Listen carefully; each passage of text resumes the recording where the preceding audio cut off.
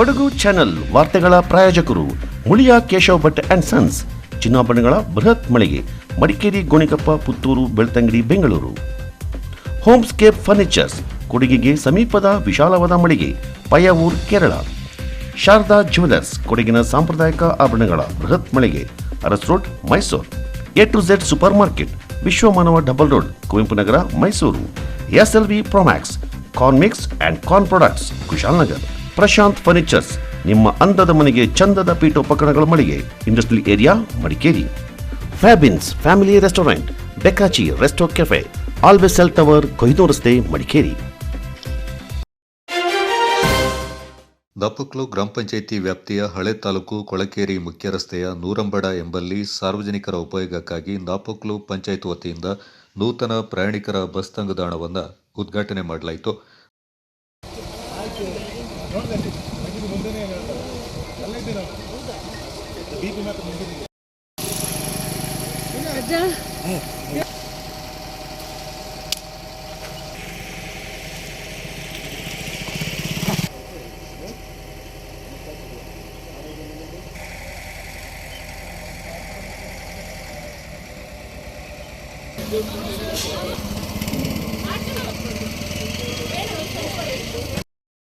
ಎಲ್ರಿಗೂ ನಮಸ್ಕಾರ.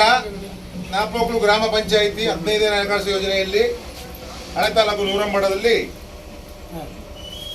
ಒಂದು ಉತ್ತಮವಾದ ಬಸ್ ನಿಲ್ದಾಣವನ್ನು ಬೇಕು ಅಂತೇಳಿ ಈ ಜನರ ಕೋರಿಕೆ ಮೇಲೆ ಈಗಾಗಲೇ ಹಳೆ ತಾಲೂಕಿನಲ್ಲಿ ಉತ್ತಮವಾದ ಬಸ್ ತಂಗುದಾಣ ನಿರ್ಮಾಣವಾಗಿದೆ.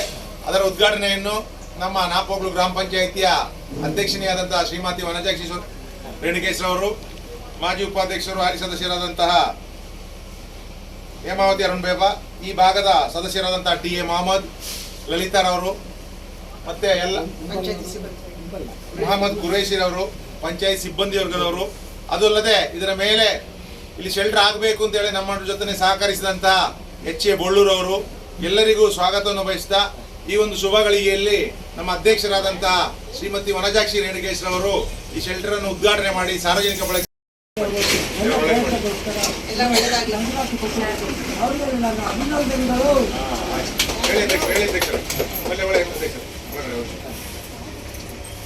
ಈಗ ಧರ್ಮಸ್ಥಳದವರು ಬನ್ನಿ, ಹೋಗಿ ಹೋಗಿ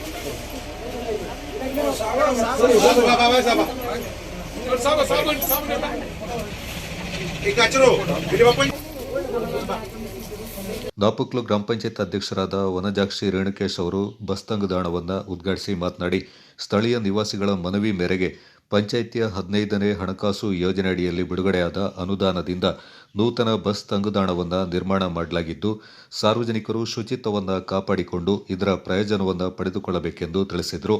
ಬಹಳ ಪ್ರಯತ್ನಪಟ್ಟು ಇದೆಲ್ಲ ಗ್ರಾಮ ಪಂಚಾಯತಿಯವರು ಇದನ್ನು ಮನಗಂಡು ನನ್ನ ಬೇಡಿಕೆಯನ್ನು ಈಡೇರಿಸಿಕೊಟ್ಟಿದೆ. ಅವರಿಗೆಲ್ಲ ಅಭಿನಂದನೆಗಳು. ದಾಪಕ್ಲು ಸಹಕಾರ ಸಂಘದ ನಿರ್ದೇಶಕ HA ಬೊಳ್ಳು, ಗ್ರಾಮ ಪಂಚಾಯಿತಿ ಮಾಜಿ ಉಪಾಧ್ಯಕ್ಷೆ ಕೊಲ್ಲೇಟಿರ ಹೇಮಾವತಿ, ಪಂಚಾಯತ್ ಸದಸ್ಯರಾದ ಮೊಹಮ್ಮದ್ ಕುರೇಶಿ, ಕಾಳೆಯಂಡ ಸಾಬಾ ತಿಮ್ಮಯ್ಯ, ಕೊಲ್ಲೇಟಿರ ಅರುಣ್ ಬೇಬಾ, TA ಮೊಹಮ್ಮದ್, ಲಲಿತಾ, ಕಾಂಗ್ರೆಸ್ನ ಪ್ರಮುಖ ಹಾಗೂ ಗುತ್ತಿಗೆದಾರ ಚುಕ್ಕಂಡ ಉಂಬಾಯಿ, ಸ್ಥಳೀಯರಾದ ಉಮಾಲಕ್ಷ್ಮಿ, ಅಪ್ಪಾಜಿ ಚಂಗಪ್ಪ, ಗ್ರಾಮ ಪಂಚಾಯಿತಿ ಸಿಬ್ಬಂದಿಗಳು ಮತ್ತಿತರರು ಈ ಸಂದರ್ಭ ಪಾಲ್ಗೊಂಡಿದ್ದರು. Kodagu channel news, Zakaria, Napoklu. ಚೆಟ್ಟಳ್ಳಿಯ ಚೇರಳ ಗ್ರಾಮದಲ್ಲಿ ಕಾಡಾನೆಗಳು ನಿತ್ಯವೂ ಸುತ್ತಾಡ್ತಾ ಇದ್ದು ಗದ್ದೆಗಳಲ್ಲಿ ನೆಡಲಾಗಿದ್ದ ಅಡಿಕೆ ಗಿಡಗಳನ್ನು ಸಂಪೂರ್ಣವಾಗಿ ನಾಶಪಡಿಸಿವೆ ಎಂದು ಡಾಕ್ಟರ್ ಕೊಂಗೇಟಿರ ದೀಪಕ್ ಆರೋಪಿಸಿದ್ದಾರೆ. ಚಟ್ಟಳ್ಳಿ ಸುಂಟಿಕೊಪ್ಪ ಮುಖ್ಯ ರಸ್ತೆ ಬದಿಯ ಮೀನುಕೊಲ್ಲಿ ಅರಣ್ಯದ ಅಂಚಿನಲ್ಲಿ ಕಾಡಾನೆ ತಡೆಗೋಸ್ಕರ ಗೇಟ್ ನಿರ್ಮಾಣ ಮಾಡಲಾಗಿದ್ದು, ಆದರೆ ನಿತ್ಯವೂ ಗೇಟು ತೆರೆದೇ ಇರುವುದರಿಂದ ರಾತ್ರಿಯಾದ ತಕ್ಷಣವೇ ಕಾಡಾನೆಗಳು ಪಕ್ಕದ ಕಾಫಿ ತೋಟಗಳು ಹಾಗೂ ಗದ್ದೆಗಳಿಗೆ ದಾಳಿ ಮಾಡಿ ಬೆಳೆ ಮತ್ತು ಗಿಡಗಳನ್ನು ನಾಶಪಡಿಸ್ತಾ ಇವೆ. ಹಿಂದೆ ಗದ್ದೆಗಳಲ್ಲಿ ಭತ್ತವನ್ನು ಬೆಳೆಯಲಾಗ್ತಾ ಇತ್ತು. ಆದರೆ ನಿರಂತರ ಕಾಡಾನೆಗಳ ಉಪಟಳದಿಂದಾಗಿ ಭತ್ತ ಬೆಳೆ ಕೈಬಿಟ್ಟು ಆದಾಯ ಮೂಲವಾಗಿ ಅಡಿಕೆ ಗಿಡಗಳನ್ನು ನೆಡಲಾಗಿತ್ತು. ಇದೀಗ ಹಲವು ಅಡಿಕೆ ಗಿಡಗಳನ್ನು ಕಾಡಾನೆಗಳು ಸಂಪೂರ್ಣವಾಗಿ ನಾಶಪಡಿಸಿರುವುದರಿಂದ ರೈತರಿಗೆ ಭಾರೀ ನಷ್ಟ ಉಂಟಾಗಿದೆ. ಈ ಕುರಿತು ಅರಣ್ಯ ಇಲಾಖೆಗೆ ದೂರು ಸಲ್ಲಿಸಲಾಗಿದ್ದು, ಭರವಸೆ ನೀಡಿದರೂ ಯಾವುದೇ ಪರಿಣಾಮಕಾರಿಯಾಗದ ಕ್ರಮ ಕೈಗೊಳ್ಳಲಾಗಿಲ್ಲ ಎಂದು ದೀಪಕ್ ಆಕ್ರೋಶ ವ್ಯಕ್ತಪಡಿಸಿದ್ದಾರೆ. ನಾನು ಕೊಂಗೇಟಿರ ಚಿಟ್ಟಿಯಪ್ಪ ಪೊನ್ನಪ್ಪ. ನಮ್ಮದು ತೋಟ ಇರೋದು ಚೇರಳ ಶ್ರೀಮಂಗಲ ಗ್ರಾಮ, ಚೆಟ್ಟಳ್ಳಿ. ನಮಗೆ ಆನೆದ ಕಾಟ ಒಂದು 45-50 ವರ್ಷದಿಂದ ಇದೆ. ಈಗ ಮುಂಚೆ ಗದ್ದೆ ನಡೆಸ್ತಾ ಇದ್ವಿ, ನನ್ನ ಅಣ್ಣನ ಮಾಡ್ತಾ ಇದ್ರು. ಆನೆ ಕಾಟದಿಂದ ನಮ್ಮ ಸಂಪೂರ್ಣ ಬೆಳೆ ನಾಶ ಆದ ಕಾರಣ ನಾವು ತೋಟ ಗದ್ದೆ ಮಟ್ಟ ನಿಲ್ಲಿಸ್ಬಿಟ್ಟು ಈಗ ತೋಟ ಶುರು ಮಾಡಿದ್ದೇವೆ ಗದ್ದೆಯಲ್ಲಿ. ಅಂದರೆ ಈಗ ಏನಾಗ್ತಾ ಇದೆ, ಆನೆ ಬಂದ್ಬಿಟ್ಟು ನಮ್ಮದು ತೋಟದಲ್ಲಿ ಮತ್ತು ಅಡಿಕೆ ಹಾಕಿದ್ದ ಅಡಿಕೆ ಗಿಡಗಳನ್ನೆಲ್ಲ ಡ್ಯಾಮೇಜ್ ಮಾಡ್ತಾ ಇದೆ.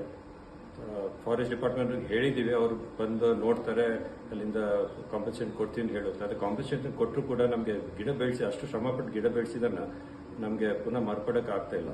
ಹಣ ಕೊಟ್ಬಿಟ್ಟು ಈ ಥರ ಕಾಂಪನ್ಸೇಷನ್ ಕೊಡ್ತಾರೆ ಅಂತ ಹೇಳಿದರೆ ಅದು ಸಾಲದಿಲ್ಲ. ಅದು ಬದಲು ಆನೆನ ಅಲ್ಲಿಂದ ಓಡಿಸ್ಬಿಟ್ಟು ಬೇರೆ ಕಾಡಲ್ಲಿ ಆನೆಗಳಿಗೆ ತಿನ್ನಕ್ಕೆ ಅಥವಾ ಕುಡಿಲಿಕ್ಕೆ ಇರೋ ಒಂದು ವ್ಯವಸ್ಥೆ ಮಾಡಿ, ಆಗ ಆನೆ ದಾಟದಾಗೆ ಮಾಡಿರೋ ಕಂದಕಗಳು ಮತ್ತು ಕರೆಂಟ್ ಬೇಲಿ ಅದನ್ನ ವ್ಯವಸ್ಥಿತವಾಗಿ ಇಟ್ಕೊಂಡ್ರೆ ಆನೆ ಬರೋದು ಮತ್ತು ನಮ್ಮ ಹಾನಿಯ ಕಡಿಮೆ ಆಗ್ತದೆ. ಈಗ ತೋಟದಲ್ಲಿ ಕೆಲಸಕ್ಕೆ ಬರಲಿಕ್ಕೂ ಜನರು ಭಯ ಪಡ್ತಾರೆ, ಯಾಕೆಂದರೆ ಒಮ್ಮೆ ಹುಲ್ಲಿದ ಕಾಟ ಆಯಿತು, ಈಗ ಆನೆ ಕಾಟ, ಎಷ್ಟೊಂದು ಮರಣಗಳು ಆಗ್ತಾ ಇವೆ. ಈ ಥರ ಕಷ್ಟದಲ್ಲಿರುವಾಗ ಫಾರೆಸ್ಟ್ ಡಿಪಾರ್ಟ್ಮೆಂಟ್ ಅವರು ಸ್ಪಂದಿಸಿ ಇದಕ್ಕೆ ಏನಾದರೂ ಸೂಕ್ತ ಕ್ರಮ ತಗೊಂಡು ಅದನ್ನ ಆನೆ ಬರದಾಗಿ ಮಾಡಿಕೊಟ್ರೆ ನಮಗೆ ಒಳ್ಳೇದಾಗ್ತದೆ. ಇಲ್ಲದಿದ್ರೆ ನಾವು ವ್ಯವಸಾಯ ಮಾಡೋದು ಭಾಳ ಕಷ್ಟ ಆಗ್ತದೆ, ಯಾಕೆಂದ್ರೆ ನಮಗೆ ಬರೋ ಹಣನೆಲ್ಲ ತೋಟಕ್ಕೆ ಹಾಕಿರುವಾಗ ಈ ಥರ ಬಂದು ಡ್ಯಾಮೇಜ್ ಮಾಡ್ತಾ ಇದ್ರೆ ನಮಗೆ ತೋಟ ನಡ್ಸೋಕೆ ಆಗೋದಿಲ್ಲ. ದಯವಿಟ್ಟು ಗೌರ್ಮೆಂಟ್ ಅವ್ರು ಏನು ನೋಡಿ ಮಾಡಿಕೊಡ್ಲಿ ಅಂತ ವಿನಂತಿ ಕೇಳಿಕೊಳ್ತೀವಿ. ನಮಸ್ಕಾರ. ಪೊನ್ನಂಪೇಟೆ ತಾಲೂಕಿನ ಬಿರುನಾಣಿಯಲ್ಲಿ ಫೆಬ್ರವರಿ 23ರಂದು ನಡೆಯಲಿರುವ ಹಿಂದೂ ಸಂಗಮ ಕಾರ್ಯಕ್ರಮದ ಅಂಗವಾಗಿ ಅಳವಡಿಸಲಾಗಿದ್ದ ಬಂಟಿಂಗ್ಸ್ ಅನ್ನ ಕಿಡಿಗೇಡಿಗಳು ಕಳೆದ ರಾತ್ರಿ ತೆರವುಗೊಳಿಸಿದ್ದಾರೆ. ಈ ದೃಶ್ಯ ಸಿಸಿಟಿವಿಯಲ್ಲಿ ಸೆರೆಯಾಗಿದ್ದು, ಆರೋಪಿಗಳನ್ನು ಪತ್ತೆ ಹಚ್ಚಿ ಸೂಕ್ತ ಕಾನೂನು ಕ್ರಮ ಕೈಗೊಳ್ಳುವಂತೆ ಸ್ಥಳೀಯರು ಒತ್ತಾಯಿಸಿದ್ದಾರೆ. ಫೆಬ್ರವರಿ 23ರಂದು ಸೋಮವಾರ ಬಿರುನಾಣಿಯಲ್ಲಿ ಹಿಂದೂ ಸಂಗಮ ಕಾರ್ಯಕ್ರಮ ಆಯೋಜನೆ ಮಾಡಲಾಗಿದ್ದು, ಇದರ ಪೂರ್ವ ತಯಾರಿಯಾಗಿ ಫೆಬ್ರವರಿ 20ರಂದು ಬಿರುನಾಣಿ ಟೌನ್ನಿಂದ ಮರೆನಾಡು ಕೊಡವ ಸಮಾಜದವರೆಗೆ ಕೇಸರಿ ಬಂಟಿಂಗ್ಸ್ಗಳನ್ನು ಕಟ್ಟಲಾಗಿತ್ತು. ಆದರೆ ರಾತ್ರೋರಾತ್ರಿ ಯಾರೋ ಕಿಡಿಗೇಡಿಗಳು ಎಲ್ಲ ಬಂಟಿಂಗ್ಸ್ಗಳನ್ನು ಬಿಚ್ಚಿಕೊಂಡು ಹೋಗಿದ್ದಾರೆ. ಸಿಸಿಟಿವಿ ಪರೀಕ್ಷೆ ಮಾಡಿದಾಗ ಕಿಡಿಗೇಡಿಗಳು ಕಾರಿನಲ್ಲಿ ಬಂದು ಬಂಟಿಂಗ್ ತೆರವುಗೊಳಿಸಿ ಕೊಂಡೊಯ್ಯುತ್ತಿರುವ ದೃಶ್ಯ ಸೆರೆಯಾಗಿದೆ. ಈ ಬಗ್ಗೆ ಬಿರುನಾಡಿ ಹಿಂದೂ ಕಾರ್ಯಕರ್ತರು ತೀವ್ರ ಅಸಮಾಧಾನ ವ್ಯಕ್ತಪಡಿಸಿದ್ದು, ಸೂಕ್ತ ಕ್ರಮಕ್ಕೆ ಒತ್ತಾಯಿಸಿ ಶ್ರೀಮಂಗಲ ಪೊಲೀಸ್ ಠಾಣೆಗೆ ದೂರನ್ನು ಸಲ್ಲಿಸಿದ್ದಾರೆ. ಪೊಲೀಸರು ಮುಂದಿನ ಕ್ರಮ ಕೈಗೊಂಡಿದ್ದಾರೆ.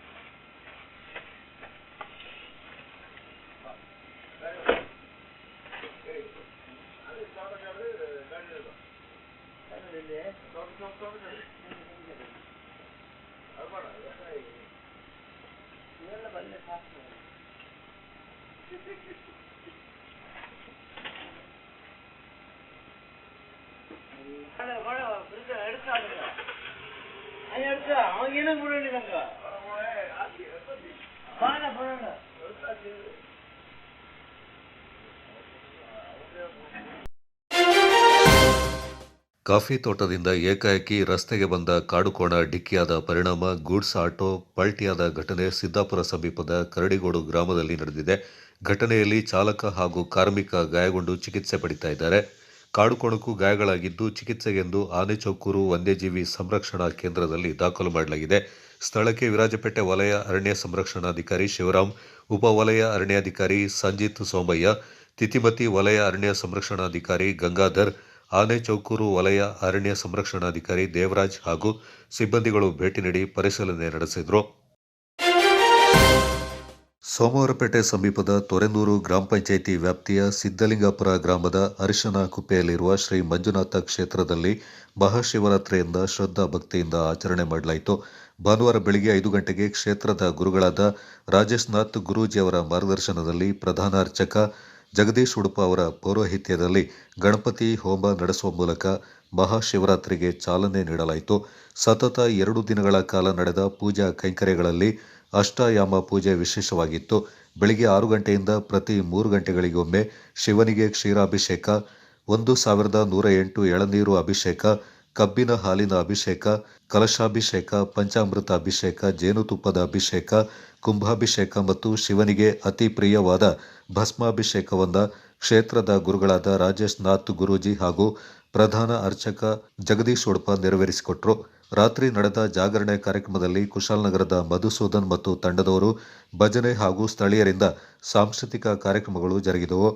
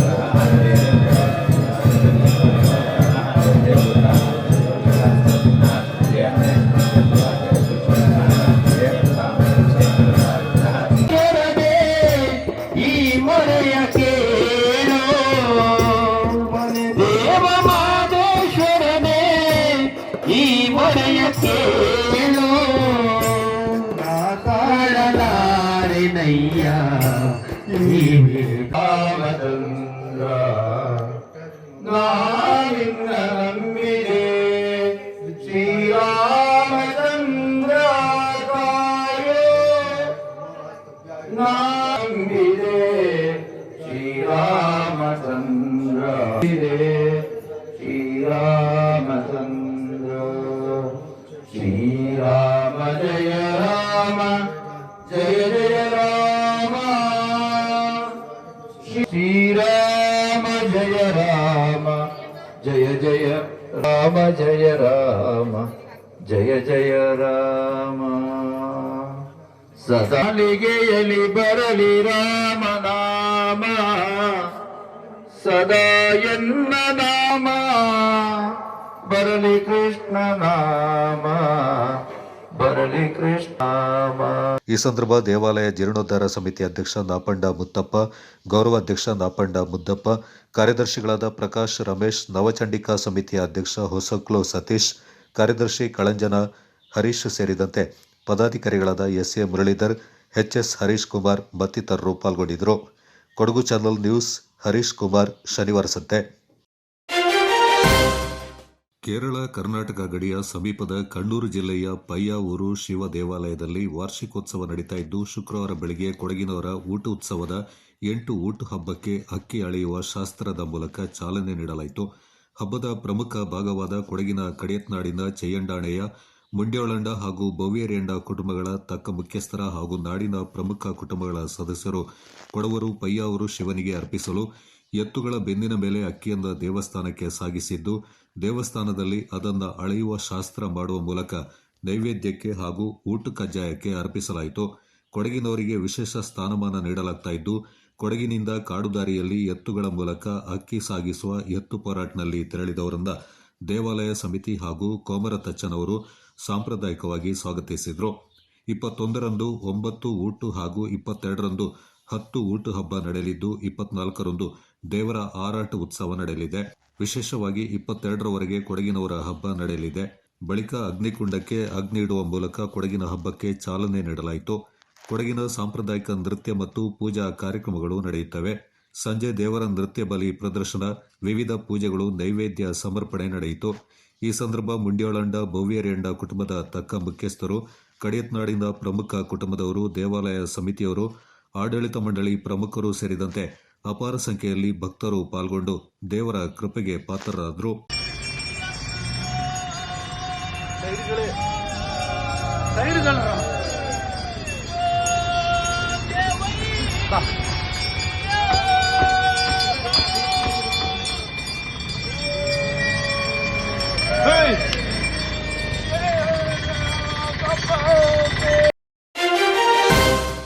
ಮೈಸೂರಿನಲ್ಲಿ ಸುಮಾರು 83 ವರ್ಷಗಳಿಂದ ಹೆಸರಾಂತ ಚಿನ್ನಾಭರಣ ಮಾರಾಟ ಮಳಿಗೆ ಕಾಮಧೇನು ಜುವೆಲ್ಲರ್ಸ್ ವತಿಯಿಂದ ಇದೇ ಫೆಬ್ರವರಿ 23ರಿಂದ 25ರವರೆಗೆ 3 ದಿನಗಳ ಕಾಲ ಚಿನ್ನ ಹಾಗೂ ವಜ್ರಾಭರಣ ಪ್ರದರ್ಶನ ಹಾಗೂ ಮಾರಾಟ ಮೇಳ ನಡೆಯಲಿದೆ. 83 ವರ್ಷಗಳ ಹಿಂದೆ ಮೈಸೂರಿನ ಅಶೋಕ ರಸ್ತೆಯಲ್ಲಿ ಪುಕ್ಕರಾಜ್ ಉಮೇದರಾಜ್ ಅವರ ಮಾಲೀಕತ್ವದಲ್ಲಿ ಸಣ್ಣ ಮಳಿಗೆಯಾಗಿ ಆರಂಭಗೊಂಡ ಕಾಮಧೇನು ಜ್ಯುವೆಲ್ಲರಿ ಕಳೆದ 28 ವರ್ಷಗಳಿಂದ ಮೈಸೂರಿನ ಪ್ರತಿಷ್ಠಿತ ಅರಸು ರಸ್ತೆಯಲ್ಲಿ ಗ್ರಾಹಕರಿಗಾಗಿ ಉತ್ತಮ ಸೇವೆಯನ್ನು ನೀಡುತ್ತಾ ಬಂದಿದೆ. ಉಮೇದರಾಜ್ ಅವರ ಪುತ್ರರಾದ ರಾಜೇಶ್ ರಾಜ್ ಹಾಗೂ ಆನಂದ್ ರಾಜ್ ಮೈಸೂರು, ಕೊಡಗು, ಮಂಡ್ಯ, ಚಾಮರಾಜನಗರ ಹೀಗೆ ಮೈಸೂರು ಸುತ್ತಮುತ್ತಲ ಜಿಲ್ಲೆಗಳ ಗ್ರಾಹಕರ ಮನೆಮಾತಾಗಿದೆ. ಕೊಡಗಿನ ಸಾಂಪ್ರದಾಯಿಕ ಆಭರಣಗಳಿಗೆ ಹೆಸರುವಾಸಿಯಾದ ಕಾಮಧೇನು ಜ್ಯುವೆಲ್ಲರಿಯಿಂದ ಕೊಡಗಿನ ಗೋಣಿಕೊಪ್ಪಲಿನಲ್ಲಿ 3 ದಿನಗಳ ನವನವೀನ ವಿನ್ಯಾಸಗಳ ಆಭರಣ ಪ್ರದರ್ಶನ ಮತ್ತು ಮಾರಾಟವನ್ನು ಹಮ್ಮಿಕೊಳ್ಳಲಾಗಿದೆ. ಫೆಬ್ರವರಿ 23ರ ಸೋಮವಾರದಿಂದ ಫೆಬ್ರವರಿ 25ರ ಬುಧವಾರದವರೆಗೆ ಬೆಳಗ್ಗೆ 10 ಗಂಟೆಯಿಂದ ರಾತ್ರಿ 8 ಗಂಟೆವರೆಗೆ ಗೋಣಿಕೊಪ್ಪದ ಕೊಡಗು ಪ್ಲಾಂಟರ್ಸ್ ಕ್ಲಬ್ನಲ್ಲಿ ನಡೆಯಲಿರುವ ಪ್ರದರ್ಶನ ಮತ್ತು ಮಾರಾಟ ಮೇಳದಲ್ಲಿ ಚಿನ್ನ ಪ್ರತಿ ಗ್ರಾಂ ಮೇಲೆ 5,550 ಹಾಗೂ ವಜ್ರಾಭರಣಗಳ ಮೇಲೆ 7,450 ಭಾರಿ ರಿಯಾಯಿತಿ ನೀಡಲಿರುವುದಾಗಿ ಆಯೋಜಕರು ತಿಳಿಸಿದ್ದಾರೆ. ನಾಣ್ಯ ನೋಟುಗಳ ಸಂಗ್ರಹದ ಹವ್ಯಾಸವನ್ನು ಇಂದಿನ ಪೀಳಿಗೆ ಬೆಳೆಸಿಕೊಳ್ಳಬೇಕೆಂದು ವಿರಾಜಪೇಟೆಯ ಡಿವೈಎಸ್ಪಿ ಎಸ್ ಮಹೇಶ್ ಕುಮಾರ್ ಹೇಳಿದ್ದಾರೆ. ಪಂಜರ್ಪೇಟೆ ಮೊರಾರ್ಜಿ ದೇಸಾಯಿ ವಸತಿ ಶಾಲೆಯಲ್ಲಿ ನಡೆದ ಭಾರತದ 2600 ವರ್ಷ ಪುರಾತನ, ನಂತರದ ಇತಿಹಾಸ, ಪುರಾತನ ಹಾಗೂ ವಿಶ್ವದ 196 ದೇಶಗಳ ವಿವಿಧ ಕಾಲಘಟ್ಟದ ನಾಣ್ಯ ನೋಟುಗಳ ಬೃಹತ್ ಪ್ರದರ್ಶನ ಕಾರ್ಯಕ್ರಮವನ್ನು ಉದ್ಘಾಟಿಸಿ ಮಾತನಾಡಿದ ಅವರು, ನಾಣ್ಯಗಳು ಮೌನವಾಗಿಯೇ ಗತಕಾಲದ ಇತಿಹಾಸವನ್ನು ತಿಳಿಸುತ್ತವೆ. ಈ ನಾಣ್ಯ ಪ್ರದರ್ಶನದಲ್ಲಿ ಅಪರೂಪದ ದೇಶ ವಿದೇಶಗಳ ಅರಸರ ಕಾಲದ ವೈವಿಧ್ಯಮಯ ನಾಣ್ಯ ಹಾಗೂ ನೋಟುಗಳಿದ್ದು, ಇವು ನಮ್ಮ ಇತಿಹಾಸದ ಹೆಜ್ಜೆಗಳನ್ನು ತಿಳಿಸುತ್ತೆ. ಆಯಾ ಕಾಲದ ಅರಸರ ಆರ್ಥಿಕ, ಧಾರ್ಮಿಕ ಸ್ಥಿತಿಗತಿಗಳನ್ನು ಅನಾವರಣ ಮಾಡುತ್ತವೆ ಎಂದರು. ಆ ನಾಣ್ಯದ ಬೆಲೆ ಇವತ್ತು 8 ರಿಂದ 10 ಲಕ್ಷ ರೂಪಾಯಿ ಇದೆ. ನಿಮ್ಮ ಜೀವನ ನಿರ್ವಹಣೆಯನ್ನು ಬಿಟ್ಟು ಒಂದು ಬೇರೆ ಸಾಧನೆ ಮಾಡಬೇಕು ಅಂತ ಯೋಚನೆ ಮಾಡಿದ್ರೆ, ಜೀವನ ನಿರ್ವಹಣೆ ಮಾಡೋದು ಒಂದು ಸಾಧನೆನೇ, ಅದನ್ನು ಬಿಟ್ಟು ಉಳಿದವರಿಗೆ ವಿಭಿನ್ನವಾಗಿ ನಿಲ್ಲಬೇಕು ಅಂದಾಗ ಏನೋ ಒಂದು ಸಾಧನೆ ಮಾಡಬೇಕು. ಅದು ಯಾವುದಾದ್ರೂ ಹವ್ಯಾಸ ಬೆಳೆಸ್ಕೊಳ್ಳಿ. ಹವ್ಯಾಸವನ್ನು ತಲುಪಲಿಕ್ಕೆ ಒಂದು ಗುರಿ ಇದೆ, ಆ ಗುರಿನ ತಲುಪಲಿಕ್ಕೆ ನಿರಂತರ ಪರಿಶ್ರಮ ಮಾಡಿ. ಅದು ನಿಮ್ಮ ಕಾಯಿನ್ ಇರ್ಬೋದು ಅಥವಾ ಬೇರೆ ಯಾವುದೇ ರೀತಿಯಲ್ಲಿ ಇರ್ಬೋದು. ಆವಾಗ ನಿಮಗೆ ಅರ್ಥ ಆಗ್ತದೆ, ನನ್ನ ಜೀವನ ಯಾವ ರೀತಿ ಸಾಗ್ತಾ ಇದೆ, ನನ್ನ ಜೀವನದಲ್ಲಿ ಯಾವ ರೀತಿ ಸಾಗ್ಬೋದು, ಎಲ್ಲಿ ಗುರಿ ಮುಟ್ಟಬಹುದು ಅಂತೇಳಿ. ಈ ನಿಟ್ಟಿನಲ್ಲಿ ಒಂದು ಸಭೆ ಅಥವಾ ಇದೊಂದು ಕಾರ್ಯಕ್ರಮ ತುಂಬ ಮಹತ್ವಪೂರ್ಣದ್ದು ಅಂತ ನಾನು ಕರೆಸ್ತೇನೆ. ಅದಕ್ಕಾಗಿ ಕಾರ್ಯಕ್ರಮಕ್ಕೆ ನಾನು ಬಂದಿದ್ದು, ನಿಮಗೆಲ್ಲ ಒಂದು ಸ್ಫೂರ್ತಿ ಸಿಗಬೇಕು, ಇದು ಒಂದು ಜೀವನದಲ್ಲಿ ಏನೋ ಒಂದು ಸಾಧನೆಯನ್ನು ಮಾಡಬೇಕು ಅಂತೇಳಿ ಇವತ್ತಿಂದ ಪ್ರಾರಂಭ ಮಾಡಿ. ಎಲ್ಲ ದುಶ್ಚಟಗಳನ್ನ ದೂರಕ್ಕಿಡಿ. ಯಾವ ದುಶ್ಚಟಗಳು ನಿಮ್ಮನ್ನು ಒಂದು ಒಳ್ಳೆ ವ್ಯಕ್ತಿಗಳಾಗಿ ರೂಪುಗೊಳ್ಳಲಿಕ್ಕೆ ಸಾಧ್ಯ ಇಲ್ಲ. ಇವತ್ತು ಸಮಾಜ ನಿಮ್ಮಿಂದ ತುಂಬ ನಿರೀಕ್ಷೆ ಮಾಡ್ತಾ ಇದೆ. ಆ ನಿರೀಕ್ಷೆಗೆ ಅನುಗುಣವಾಗಿ ನಡ್ಕೊಳ್ಬೇಕಾದಂಥ ಜವಾಬ್ದಾರಿಗಳು ಟ್ರಸ್ಟಿಂದ ಅಥವಾ ನಿಮ್ಮ ಶಾಲಾ ಟೀಚರ್ಸಿಂದ ಆಗುತ್ತೆ. ಜೊತೆಗೆ ನಿಮ್ಮ ಮನಸ್ಸಲ್ಲಿ ಇರಬೇಕು, ನಾನು ಒಂದು ಒಳ್ಳೆ ವ್ಯಕ್ತಿಯಾಗಿ ಸಮಾಜದಲ್ಲಿ ಇರಬೇಕು, ಈ ದೇಶ ನನ್ನಿಂದ ನಿರೀಕ್ಷೆ ಮಾಡ್ತಾ ಇದೆ.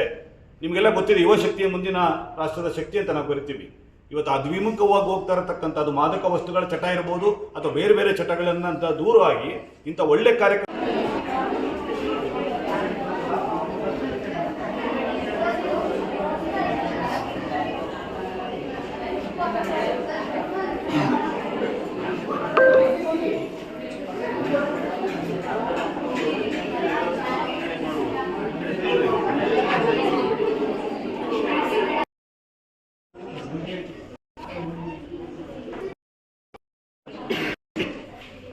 ಗುರಿ ಪರಿಶ್ರಮದ ಫಲವೇ ಯಶಸ್ಸು ಅಥವಾ ಸಾಧನೆ.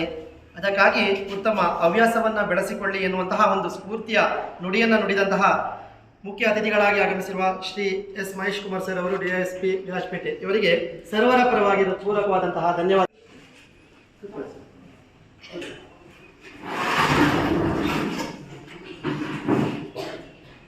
ಇದೀಗ ಕಾರ್ಯಕ್ರಮದ ಒಂದು ಪ್ರಾಸ್ತಾವಿಕ ನುಡಿಯನ್ನು ನುಡಿಯಲಿದ್ದಾರೆ ಎಂ ಅಜಯ್ ನಾರಾಯಣ ರಾವ್ ಸರ್ ಅವರು, ಆಯೋಜಕರು. ಅಷ್ಟೇ ಅಲ್ಲ, ಈ ಜೀವನ್ ಜ್ಯೋತಿ ಟ್ರಸ್ಟ್ ಅಧ್ಯಕ್ಷರು ಆಗಿರುವಂತಹ ನಾರಾಯಣ ಸರ್ ಅವರು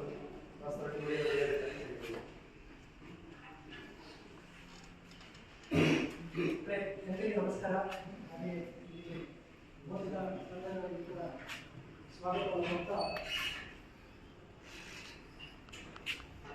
ಮತ್ತೊಂದು ಗೊತ್ತಿತ್ತು, ಎಲ್ಲರಿಗೂ ಬೆಳಕಾಗಿರುವುದು, ಆದರೆ ಸಮಯ ಸರಿಯಾಗಿ ಹೋಗುತ್ತಿದೆ, ಕಾಲದ ಕುರಿತು ಕಳಿಸುವುದರಲ್ಲಿ ಇಷ್ಟು ಹಣ ಪೀಡಿಸಿದರೆ ಮಾಡುವುದೇನು, ಓದದಿಲ್ಲ, ಮತದಲ್ಲಿ ಇಲ್ಲೋದಿಲ್ಲ, ಇದು ಯಾವಾಗ ಹೇಳಿದರೂ ಲಕ್ಷ ಇಟ್ಟುವುದಿಲ್ಲ. ನಮ್ಮ ಜೀವನದ ಪ್ರತಿಯೊಂದು ಕ್ಷಣವನ್ನು ನಾವು ಪಾಸಿಟಿವ್ ಆಗಿ ಥಿಂಕಿಂಗ್ ಮಾಡ್ಕೊಂಡ್ರೆ ನಮ್ಮ ಜೀವನದಲ್ಲಿ ಏನಾದರೂ ಒಂದು ಸಾಧನೆಯನ್ನು ಮಾಡಬಹುದು. ಕಳೆದ 10 ವರ್ಷಗಳಿಂದ ಸಾಹಿತಿ ರಜಿತಾ ಕಾರ್ಯಪ್ಪ ಮಾತನಾಡಿ, ಹಳೆಯ ನಾಣ್ಯ ನೋಟುಗಳ ಸಂಗ್ರಹ ಮಾಡಿ ಗತಕಾಲದ ಇತಿಹಾಸವನ್ನು ಎಲ್ಲ ವಿದ್ಯಾರ್ಥಿಗಳು ತಿಳಿದುಕೊಳ್ಳಲು ಕಾರಣಕರ್ತರಾದ ಅಜಯ್ ರಾವ್ ಅವರಿಗೆ ಮೆಚ್ಚುಗೆ ವ್ಯಕ್ತಪಡಿಸಿದರು. ನಾಣ್ಯ ನೋಟುಗಳ ಸಂಗ್ರಹಕಾರರಾದ ಅಜಯ್ ನಾರಾಯಣ್ ರಾವ್ ಮಾತನಾಡಿ, ಭಾರತವನ್ನು ಅನೇಕ ಅರಸರು, ವಿದೇಶಿ ಆಕ್ರಮಣಕಾರರು ಆಳಿದ್ದಾರೆ. ಅವರ ಕಾಲದ ಆಡಳಿತವನ್ನು ತಿಳಿಯಲು ಈಗಿನ ನಾಣ್ಯ ಮತ್ತು ನೋಟುಗಳು ಸಹಕಾರಿ ಎಂದರು. ಈಗಾಗಲೇ ಅಜಯ್ ರಾವ್ರವರು ಮತ್ತು ನಮ್ಮ DYSP ಮಹೇಶ್ ಕುಮಾರ್ ಸರ್ ಅವರು ಬಹಳ ಚೆನ್ನಾಗಿ ಮಕ್ಕಳು ಹೇಗಿರಬೇಕು, ಯಾವ ರೀತಿ ತಮ್ಮನ್ನು ಜೀವನದಲ್ಲಿ ತೊಡಗಿಸ್ಕೊಳ್ಬೇಕು, ಸಮಾಜಮುಖಿಯಾಗಿ ಹೇಗೆ ಬದುಕಬೇಕು ಅನ್ನುವಂಥ ಎಲ್ಲ ವಿಚಾರಗಳನ್ನು ತಮ್ಮ ಮುಂದೆ ಇಟ್ಟಿದ್ದಾರೆ. ಪದೇ ಪದೇ ನಾನು ಅದನ್ನು ಪುನರಾವರ್ತನೆ ಮಾಡೋದ್ರಲ್ಲಿ ಅರ್ಥ ಇಲ್ಲ.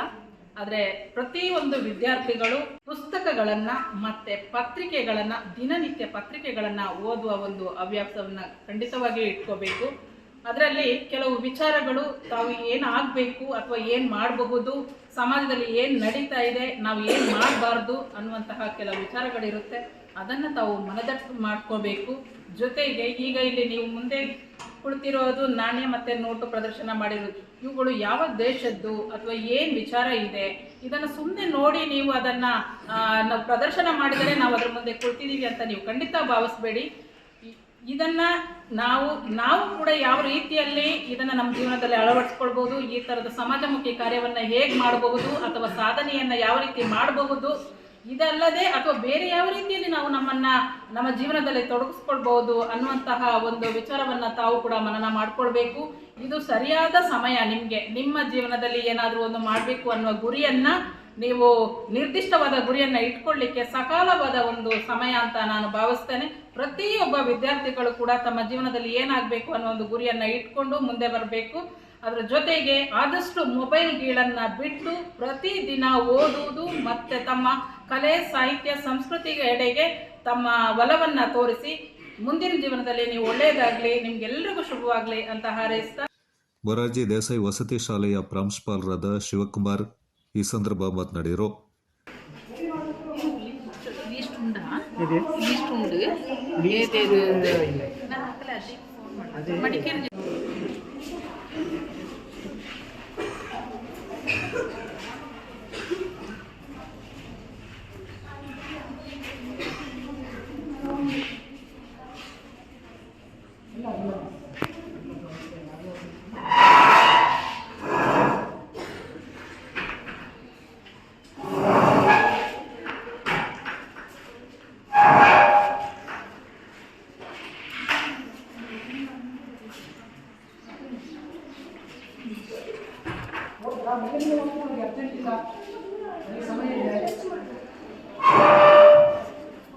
ಇಪ್ಪತ್ತು ಪೈಸೆ ಇದೆ, ನಾವೇ ತೆಗೆದು 10 ಪೈಸೆ 5 ಪೈಸೆ.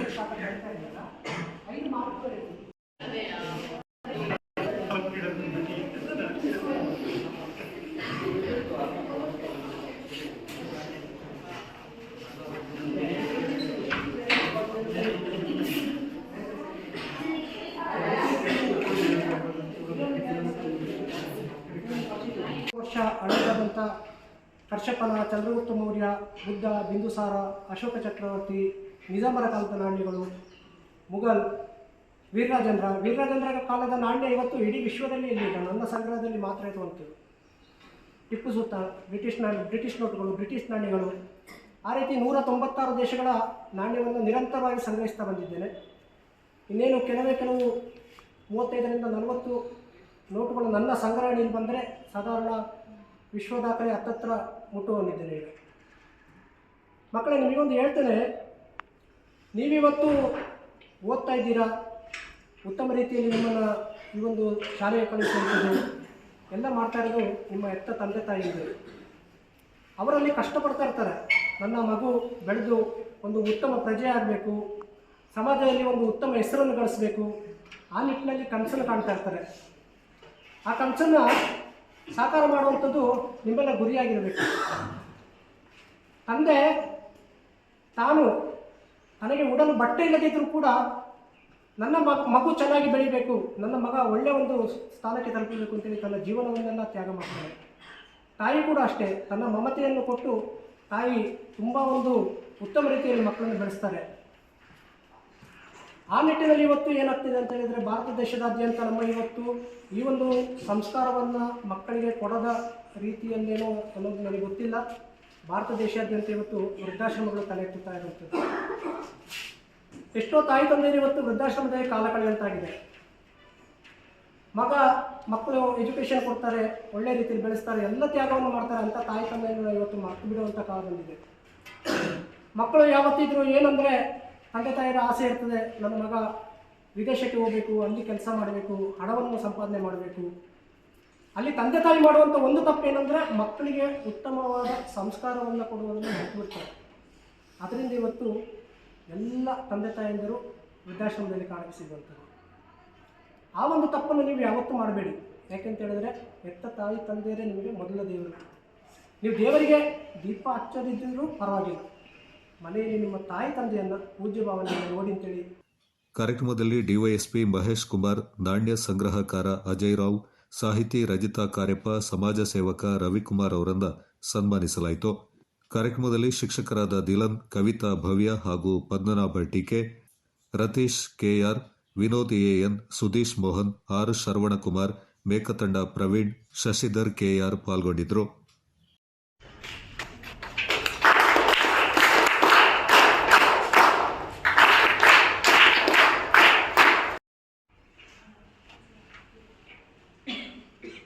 ಪಾಳೆಯ ಮೂಲಕ ಅಭಿನಂದನೆಯನ್ನು ಸಲ್ಲಿಸುತ್ತೇನೆ.